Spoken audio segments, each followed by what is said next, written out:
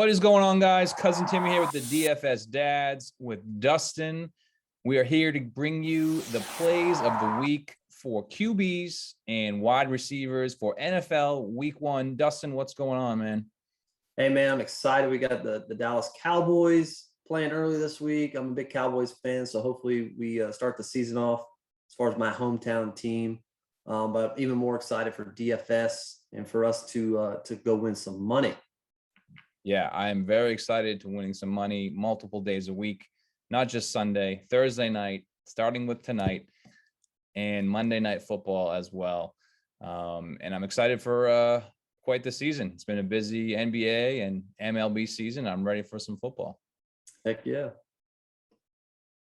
So we're going to give you guys 3 plays for QB and 3 plays for wide receiver that we like.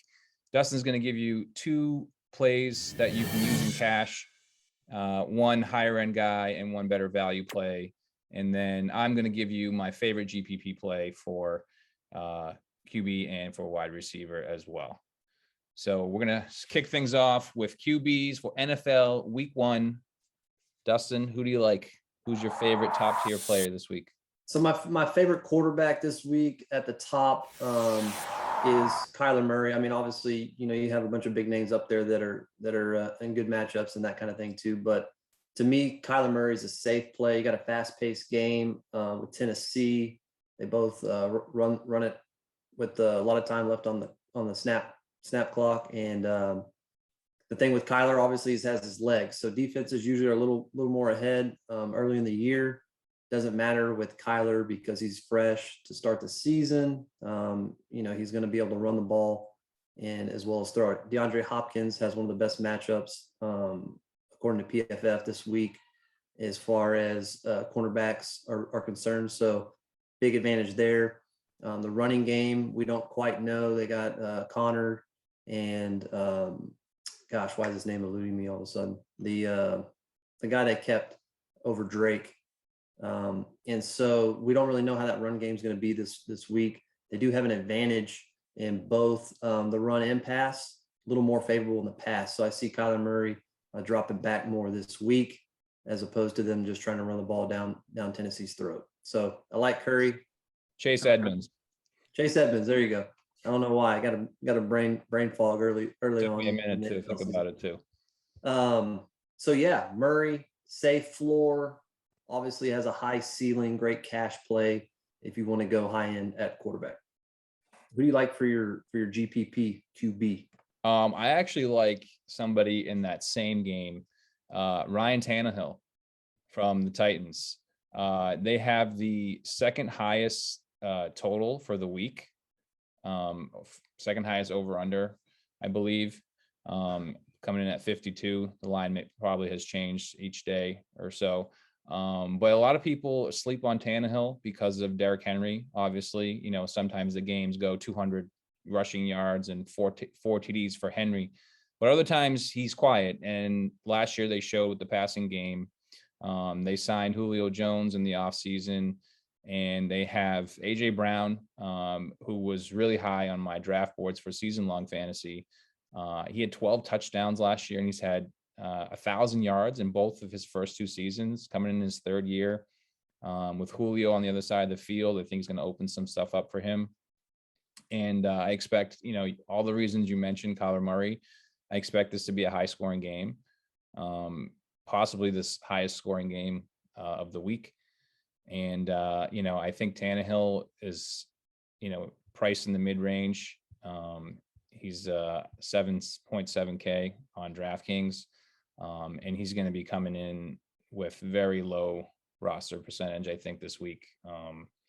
So he's my favorite GPP play, and clearly I'm going to stack him up with AJ Brown and possibly also Julio Jones. Yeah, I like that. People really don't know how Julio and AJ Brown and all those are going to interact with Henry, but Tannehill's sneakily, he gets a lot of rushing touchdowns too. For a guy that doesn't run that much. So I like that. My next play, kind of a mid-tier play, more cash suited, Jalen Hurts, for kind of the same reasons I like Murray. in that position, I like Hurts. We know last year, he got in at the end of the season, used his legs quite a bit. Obviously, had a struggle towards the end, but overall, his production was really good. He has some weapons. Sanders out of the backfield's a good receiving threat. They got Devontae Smith, Rager. You got Godare, all those guys. He likes throwing to the tight ends. So it's hard for me to, pair him with anybody in this game, but I like to run him naked, kind of like a Lamar Jackson a lot of times where, he's going to throw it to anybody that's open, or he's going to get a lot of rushing touchdowns. So Jalen Hurts, the Eagles should have a good advantage as far as their line is concerned. So I think he's going to try to keep his job as long as he can. And so he's going to use what abilities he has. And that's his legs that make him, an ability to start in the league. They should be high scoring. Atlanta obviously lost Julio, but they still have Ridley coming back. And they can score, points with Matty Ice. He's been in that offense forever. So I like the flow of that game. I like Hurts to put up some points, probably two passing touchdowns, hopefully a rush or two as well. Yeah, I like that call also. Atlanta's defense is not good. Terrible. They're in the bottom 5 of the league. The game's in Atlanta in a dome, controlled weather. Like you said, he's going to run a lot. He's probably going to have, the 3rd most rushing yards for QBs this season behind Lamar and Murray. And he can definitely get there, especially at his price. Is definitely a great cash safe play. Able to spend up on some running backs by using him. And like you said, they have a bunch of wide receivers. We don't know who's going to kind of come out of the pack, but Devonta Smith, the rookie, Rager is a guy that people were really high on. He's a young guy as well. They have some guys step up like Fulgham and stuff. So they have weapons. It's just a matter of, exploiting those matchups. So like you said, Atlanta's not very good on defense. So I think we should see some good things out of Hurts this week. Yeah, I like that. I like that call. You got a cheap play at all you like? Just real quick, you don't have to give a ton of stats behind it, but a cheap QB play? Cheap QB play, value play. My cheap QB value play. Yeah, I can give you one here. I'm gonna go with don't shoot me for this, but Jameis Winston. No, I like. He's only 5.2K. Everybody's like, is Taysom Hill the quarterback? I mean, no, Winston's the quarterback. They're gonna bring Hill in if they get inside, the 10-yard line, or maybe run some plays. But he's gonna chuck it. They don't have Michael Thomas right now. They're gonna be a lot of dump offs to Kamara. Kamara is going to be popular, but he might get 10 to 12 catches in this first game. Maybe he'll set a record and get 18. Like, who knows? But he can run after the catch, and Winston's going to benefit from those yards. So they're playing Green Bay. The game is actually not in New Orleans. It's at a neutral site. I think they're playing in Jacksonville. But Green Bay can score as well, obviously, with Rodgers and Adams and Jones. So, there's potential there for him to throw the ball a lot, because likely most of Kamara's touches are going to be via the catch, not run. Yeah.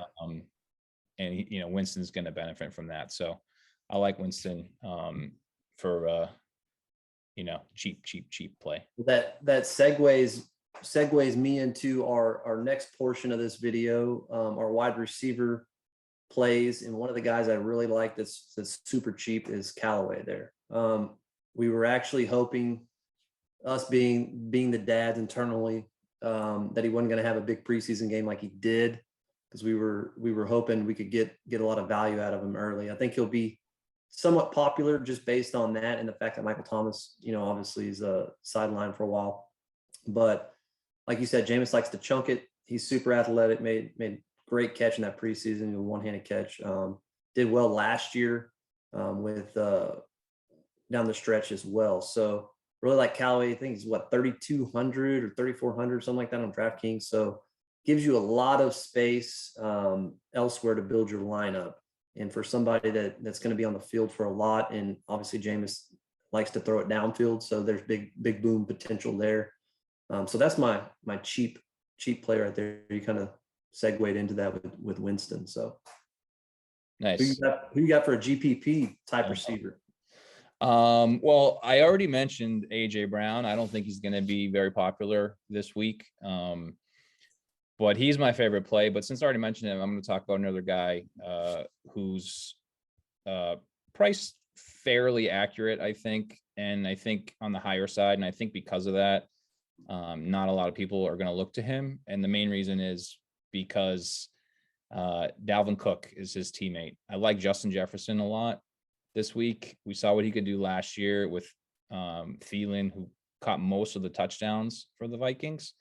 And I think he's going to have some regression in the touchdown column, Thielen is, and those are going to go to Jefferson. Cook is going to be super popular because they're playing the Bengals. Yeah. The Bungles. And their defense is no bueno. So a lot of people are going to be on Cook. So for GPP, I think you can get some leverage there by playing Jefferson and going with the passing game. He is a little bit on the pricier end, but I'm willing to take a shot there with Justin Jefferson. I like that. And two dogs can eat in that offense, because if you look at their usage rate, because Cook was one of my plays for running back. You saw our graphics today. Go check us out on our socials, on Facebook, DFS Stats, and on Twitter.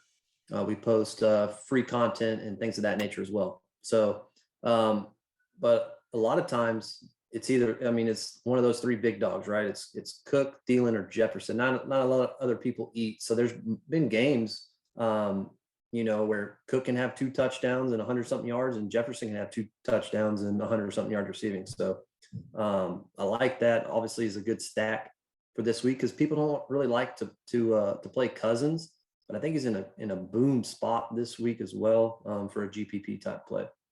Sorry, I got off track a little bit. All good, man. My mid-range receiver that I really like is DJ Moore. The guy just kind of under the radar. He's kind of got the Julio curse where he doesn't score a lot of touchdowns, but he's back-to-back 1,000-yard receiving years. I think he's upgraded his quarterback play as far as his ability with Sam Darnold. Teddy Bridgewater didn't take a lot of shots downfield, even though he had 2, bona fide speed demons on the outside with him and Robbie Anderson.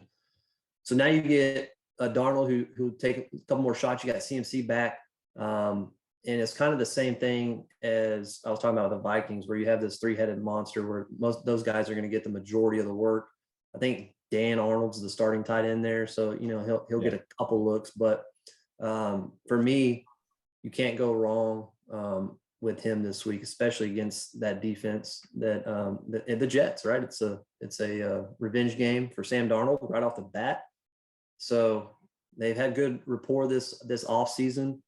And I think he was 19th in targets last year in the NFL. So they're going to get him the ball, and he's going to have a good year. He's going to hit over 1,000 yards. So hopefully he can score some more touchdowns this year. So are you like DJ Moore? Are you worried at all about, I think Robbie Anderson had over 90 catches last season, who's actually slightly cheaper than Moore.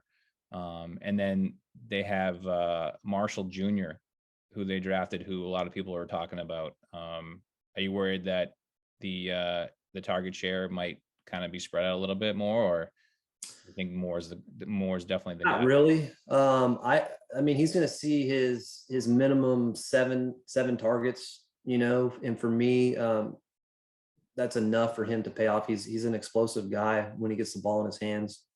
I was looking at earlier, where's his yards after catch here?